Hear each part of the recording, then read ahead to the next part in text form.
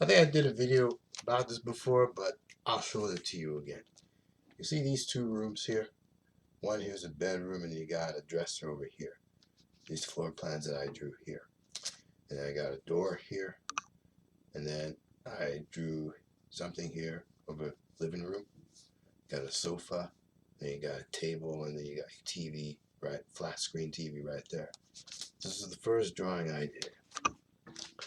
And the final drawing I'm going to show you for tonight is this one right here of a church, a small church. I think a small church they used to have in the old days. I think a black church maybe, because black churches are not that big. They're not that big. Not that big unless you go to T.D. Jakes' Potter House in Texas. But this is a church they had way before him. You can see all these chairs, and you got the pulpit here where the preacher stands and behind there. So this is the floor plan I drew, and you got the windows there. So those are my floor plan drawings for today.